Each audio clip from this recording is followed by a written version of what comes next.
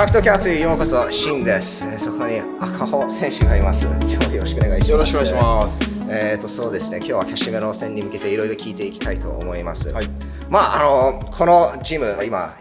横浜光ボクシングジムにいるんですけれども、ここはね、その YouTube からしか見てなくて、ここまさかこのリングに座って赤穂選手にインタビューするって、ちょっと不思議な、感じなんですけれども、いや、すごい光栄です。今日忙しい中ありがとうございました。よろしくお願いします。一度そのキャシメロと赤尾のズームの対談インタビューで僕がちょっと、ちょっとだけお話しすることができたんですけれども、やっぱりトラッシュトーク通訳するの難しいですね。結構困りました。でもキャシメロ選手がなんか頑張ってトラッシュトークをしてるっていうのは気づいてましたか？はい、したいんだろうなと思いましたけど、なんかもう別に試合までまだ1ヶ月ぐらいありましたし、はい、僕はあんまトラッシュトークあんま好きじゃないんで、はい、その自分がやるのも好きじゃないし、その格闘家がやるのもあんま好きじゃない、今ちょっとやれば得みたいな風潮があるじゃないですか、で今トラッシュトークをして、それを責任を背負うことですよね。ビッグマウスを言って、それで負けたら全てを失うのが僕は格闘技だと思うんですよ。大きいことを言う選手もいるじゃないですか、でも大きいことを言っただけそれで結果を出せなければなんていうんですかね、報われない、っていうのが格闘技だと思うんですけど、今言ったもん目立ったもん勝ちで、負けたってちょっとスポットライトが当たる世の中になってるなっていうふうに思ってるんですよ、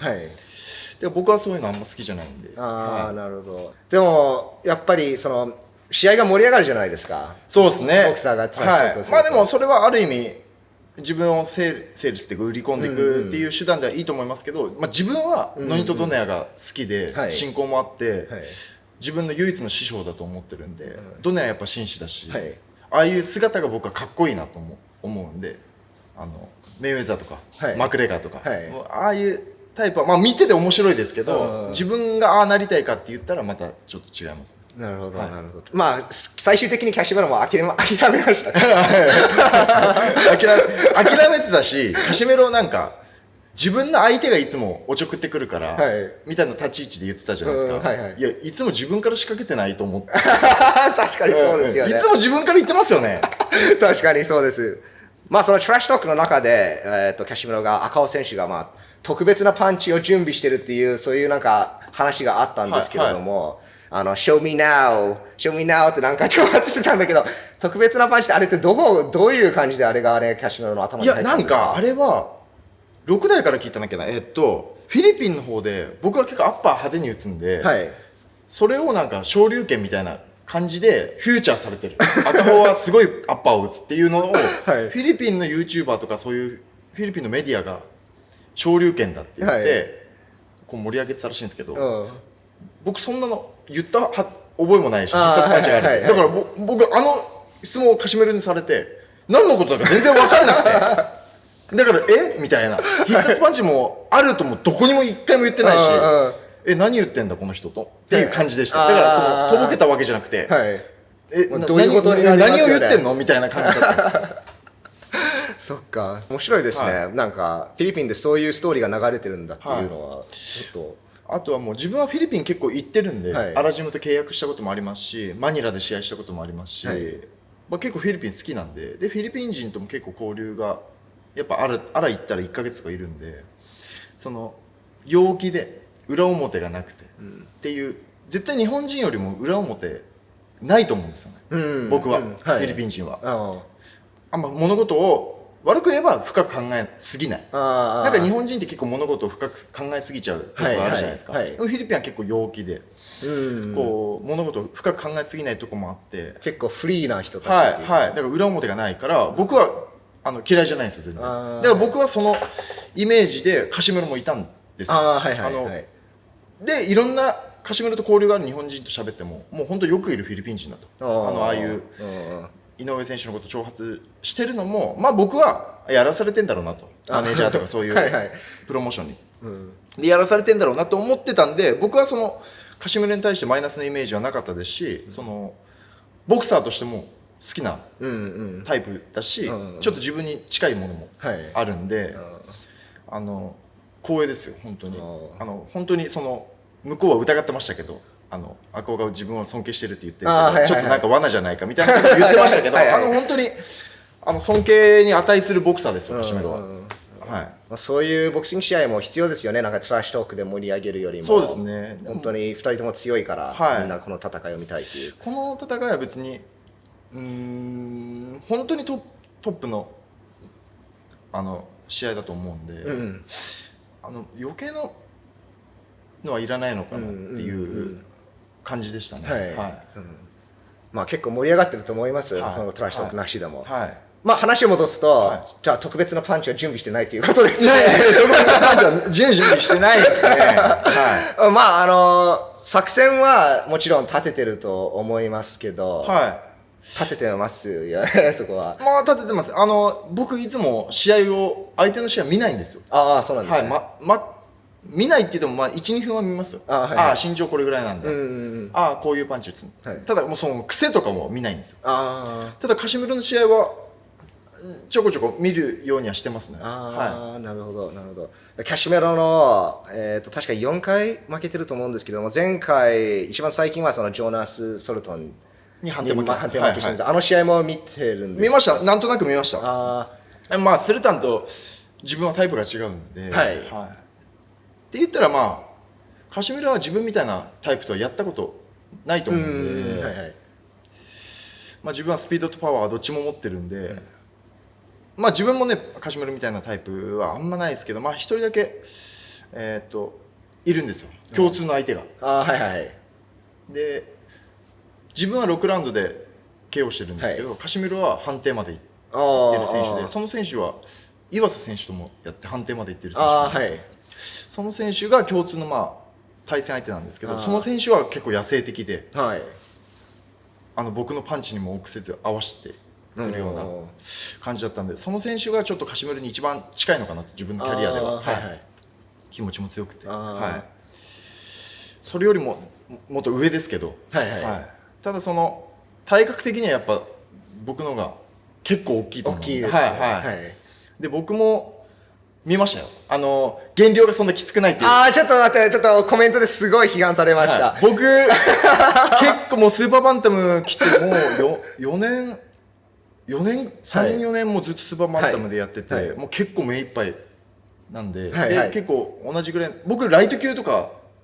の選手とスパーリングいつもするんですよ。で同じぐらいの階級の選手とはあんまスパーリングできないんで、目いっぱいなんで。すいません。多分相当YouTube でなんか、試合、計量後試合に向けて試合当日の YouTube 動画があって、戻した体重がたったの4キロとかなんか、そういうこと言ってたので、じゃあ、僕の勘違いで、じゃあ減量も多分そんなやってなかったって。いや、目いっぱいなんですね。でも、そうですね。戻さないで、ドネアからもいろいろアドバイスあるじゃないですか。で、結局、ドネアと自分みたいなタイプはやっぱタイミングとスピードで勝負するんで、あんま戻しすぎない方がいいのかなというところで、やっぱ戻そうと思えばもっと全然戻せるんですよ。5キロ以上全然戻せるんですけど、あえて戻さないようにしてっていう感じですね。そういう減量、リカバリーの方法はいつ頃から始めたんですか？4月の試合が、今年4月の試合がもう本当出来が良くなくて、体調も全然良くなくて、リカバリーをミスして、で結構8ラウンドももう持たないなっていう感じだったんですよ。で9月の試合で、IBO の元世界チャンピオンの KO 負けが1回しかないフィリピン人だったんで、もうこれ10ラウンドのうち、後半まで絶対行くなと思って、ダウンも1回しかない選手だったんで、リカバリーも考えて、後半まで行くって読んで、しっかりリカバリー考えてやって、運よく1ラウンドで倒せたからまだ良かったんですけど、その長いラウンドを見据えてリカバリーも作って、っていう感じです。なるほど。いろんなことが関係するんですね、この試合。キャシメロの試合をちょっと見てるっていう話があったんですけど、やっぱり弱点とか見えてますか？キャシメロここはちょっと弱いなかなとか。やっぱパンチを全部大きく強く打ってくるんで、そのスタミナとかの部分では自分の方が絶対あるなっていうふうには思いますね。そのパンチ力ってお互いハードパンチャーじゃないですか。なんかどっちがパンチあるって競う競技じゃないじゃないですか先に当てた方がそうです、ね、ダメージあるブローを先に当てた方がいいんで、はいはい、別にパンチが相手よりなくても全然勝てるじゃないですか。そうですね、はい、でも先にそのビッグパンチを当てる、なるほど、致命打を当てた方が多分この試合を勝つと思うんですけど。確かにそうですね、はい、はい、なるほど、そうですね。ちょっと難しい質問を聞くかもしれないけど、はいはい、赤尾選手は自分のボクシングスタイル、ファイトスタイルをどう言葉で表現しますか？どうやって説明しますか？僕たち実は赤尾選手のなんか分析動画、KO を分析する動画を作ってるんですけども、それでYouTube に載ってる赤尾選手の試合を全部見て、すごいユニークなファイターだなって僕、最近考え始めたんです。KO を取るシーンとか結構大きく、パワーパンチを狙っていくんですけれども、その前とか見ると、なんかジャブをついたりするところもあるし、このノーガードで避けるところもあるし、すごいなんか、綺麗なボクシングを見せるところも混ざってるんです。そうですね。でも、やっぱり一般ファンはこうワイルドに振って、ちょっと外してバランスが崩れるシーンが一番目立つから、赤尾選手はこのガチ、攻めていくアグレッシブなファイターだっていう、そういう印象が多分残ってると思うんですけれども、本人はどう思ってますか？その体勢を崩したら大振りするっていうのは多分僕のボクシングではないんですよ。やっぱお客さんが喜ぶとこっていうのもやっぱ多少考えるんで、自分のボクシングスタイルはアグレッシブ、そして攻撃的っていうのはやっぱあるんですけど、パワーよりもやっぱスピードを意識した戦いっていうのが自分だと思いますけど、その自分のファイトスタイルを一言で言うんだったら、いい時と悪い時の差が激しい、こう波があるっていう選手だと思います。ただ今回の試合は一番いい赤穂亮が出てきますよ。いや、楽しみですね。この試合がパーフェクトに進んだらどういう展開になると思いますか？パーフェクトに進んだら、中盤から後半にかけてストップ勝ちだと思います。具体的なパンチとか聞けないですか？難しいですか？僕が一番ね得意なパンチはドネと一緒で左フックなんで、左フック、左系のパンチで、左フック、左アッパー、左ボディのパンチで、あとやっぱジャブの距離の長さが結構違うと思うんで、僕ステップも速いんで、そこも優位かなと思ってます。その足のステップのスピード、足のスピードと手のスピードは間違いなく自分の方があると思うんで、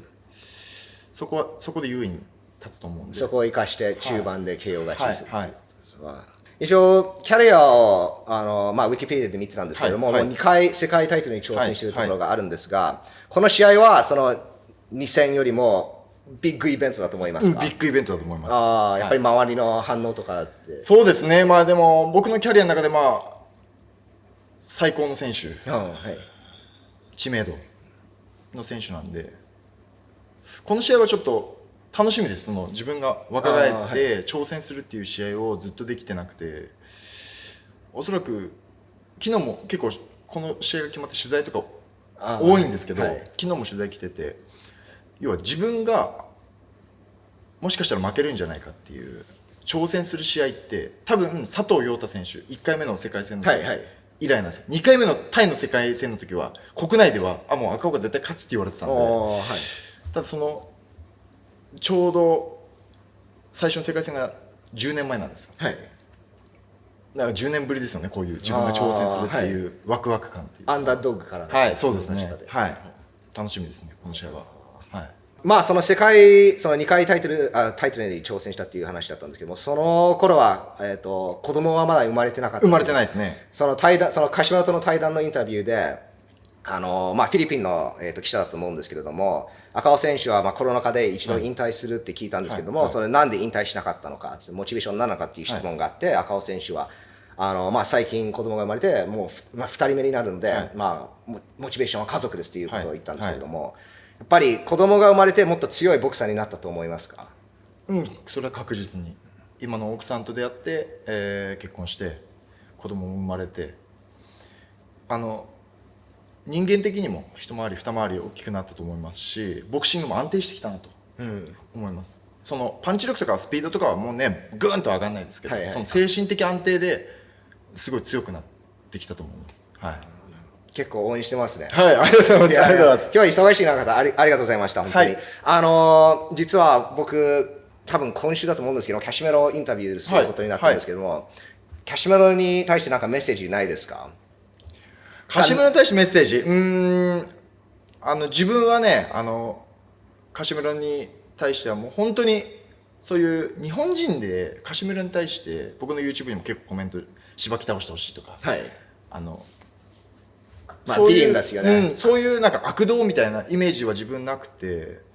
その悪いとこばっかりがやっぱ目立っちゃってるじゃないですか今は、試合中止したり、そのボクサーとして尊敬されるべきボクサーだと思うんですよね。敵地でほとんど取ってて、アルゼンチンかなんかの試合なんか僕も一番すごい試合だったっていうレザルテのあれ信じられないですよね。もうあんな試合後逃げ回ってあんなやられたらずぶとくなりますよ。あんなことをやられて勝ち切るんですから、それは強いですよ。本当に尊敬できるボクサーだと思いますし、多分試合が終わったら友達になるんじゃないかなと普通に思います。なるほど。ただそのリングでやることは最高のファイトをファンと、そして自分の家族と、かっこいい父親の姿を子供に見せることが全てだと思うんで、自分の未来のためにもこの試合は必ず勝ち切る。本当にカシメロは僕に解消したいと思うんですよ。ノックアウトして、井上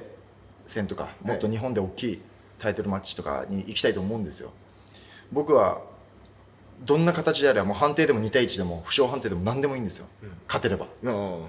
その差が出ると思いますよ。いやこの試合本当に楽しみにしてます。一応ワウワウで生配信されるので、皆さんぜひチェックしてください。よろしくお願いします。もちろんそのYouTube でもその試合前日のなんか試合に向けての動画とかも出ると思うので、そうですね。YouTube の方はもうあんまり結構いろんな格闘技のこと僕も喋ったりするんですけど、もうそういうのは多分試合まではあんましないと思います。そうですか。試合後とか。そうですね。自分のこう例えば練習の進捗とか、自分のことは発信することはもしかしたらあるかもしれないですけど、その他の人のことはあでもないこともっていうのは、いやでもこの試合に見てみんな赤尾 VS キャシメロのその試合注目してるから、そういうねところを見たいと思うので、皆さんぜひ YouTube チェックしてください。リンクは下の方に貼ってますのでお願いします。今日は忙しい中、ありがとうございました。ありがとうございました。あとなんか宣伝俺忘れてるところないですか？僕パーソナルトレーニングもやってますよね。パーソナルトレーニングやってますけど、今試合まではもちろんそうです。パーソナルトレーニングもやってますので、試合終わってインスタとかツイッターから連絡もらえれば。わかりました。じゃあツイッターとかインスタのリンクも概要欄に貼ってますので。あと吉成名高注目してください。あれ吉成名高選手ボクシングで見られると思いますか？吉成名高はボクシング来たら誰よりも上に行くでしょうね。例えば武尊選手とか天心選手よりも僕は上に行くと思いますし、強いですよね。強いですよね。明日も来ますよ。パーソナルで。一緒に練習してるんで、週3回ぐらい一緒に練習してます。もうボクシング連れて行ってくれ。それ言ったらないな。僕が悪いかもしれないけど。僕がいつも言ってますよ。もう彼は雷神出て6戦6勝。で3ラウンドのゴングも聞いてない。ほぼ試合になってない。相手になってない。強い外人連れてこようが日本人とやろうが相手になってない。もうあと 2,3 年でやることなくなると思います。そうですよね。そしたらボクシングしかないでしょ。ボクシング。赤尾選手にそのパンチングテクニックを教えてもらってるので、それも結構大きく影響してると思います。皆さんぜひパーソナルトレーニング予約してください。試合後に。試合後に。そうですね。キャシメロの裏話のあーだこーだも聞きながらボクシングできるので。またコラボしましょう。試合終わったら。コラボ本当に YouTube 出たいです。僕の YouTuber として夢なんです。よろしくお願いします。今日は本当に忙しい中ありがとうございました。ありがとうございました。試合本当に応援してます。頑張ってください。ありがとうございます。最後まで見てくれてどうもありがとうございました。We'll see you again soon. またお会いしましょう。バイバイ。